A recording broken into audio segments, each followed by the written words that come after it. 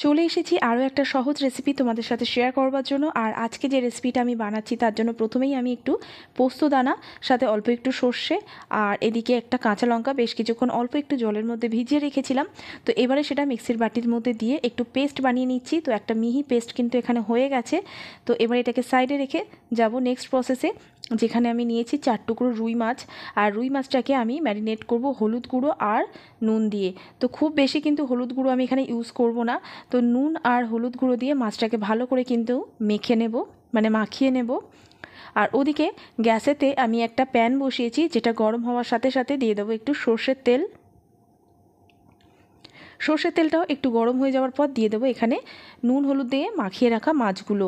তো মাছগুলো দেওয়ার পরে একটু ঢাকা চাপা দিচ্ছি, কারণ মাছ ভাজার সময় বড্ড ছিটকায়।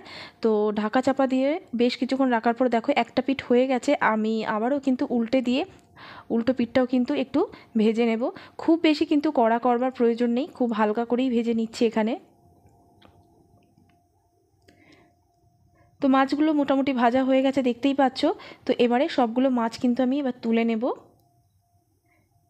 নেওয়ার পর ওই প্যানেতেই আমি দিয়ে দেবো একটু কালো সর্ষে ফোড়ন। এরপরে এর মধ্যে দিয়ে দেবো একটু আদা রসুনের পেস্ট। এটাকে দেওয়ার পরে দেখো একটু ভেজে নিচ্ছি মোটামুটি 30 সেকেন্ড মতো। আমি একটু সর্ষের তেল অ্যাড করছি, একদম তেলটা কমে গেছিলো বলে। তো এরপরে এর মধ্যে ওই যে পেস্টটা প্রথমেই বানিয়েছিলাম সর্ষে পোস্ত আর কাঁচা লঙ্কা, তো সেটাই দিয়ে দিলাম। আর ওই মিক্সির বাটিটা ধুয়ে আমি আরও একটু জল কিন্তু এটার মধ্যে অ্যাড করে দিলাম। দেওয়ার পর দেখো বেশ কিছুক্ষণ একটু নাড়াচাড়া করে নিচ্ছি, মানে একটু ভাজা ভাজা করে নিচ্ছি। নেওয়ার পর এর মধ্যে দিয়ে দেবো গরম মশলা গুঁড়ো, সাথে একটু হলুদ গুঁড়ো দিলাম, স্বাদ মতো নুন, আর এদিকে একটু চিনি। ব্যাস, এটা দেওয়ার পরে কিন্তু একটু ভালো করে মিশিয়ে নিচ্ছি। তো বেশ কিছুক্ষণ মিশিয়ে নেবার পরে এর মধ্যে পরিমাণ মতো জল আমি অ্যাড করে দিলাম, খুব বেশি কিন্তু জল দেব না। তো জলটা অ্যাড করে দেওয়ার পরে ভালো করে মিশিয়ে নিচ্ছি। নেওয়ার পরে এর মধ্যে আমি ভেজে রাখা মাছগুলো কিন্তু দিয়ে দেবো। তো ভেজে রাখা মাছগুলো এখানে অ্যাড করছি। তারপরে একটু ঝোলের মধ্যে, মানে গ্রেভির মধ্যে একটু আমি মাছগুলোকে একটু, মানে মাছের ওপরে একটু গ্রেভিগুলো দিয়ে দিচ্ছি। তো দেওয়ার পরে এটাকে আমি একটু ঢাকা চাপা দিয়ে বেশ কিছুক্ষণ ফুটতে দেবো। তার আগে দিয়ে দিচ্ছি এখানে 2টো চেরা কাঁচা লঙ্কা। তো দেওয়ার পরে আমি এটা ঢাকা চাপা দিয়ে রেখে দেবো যাতে একটু ফোটে। তো দেখতেই পাচ্ছ বেশ কিছুক্ষণ ফুটেছে। তো আমি একটু মাছগুলোকে উল্টে পাল্টে দিচ্ছি।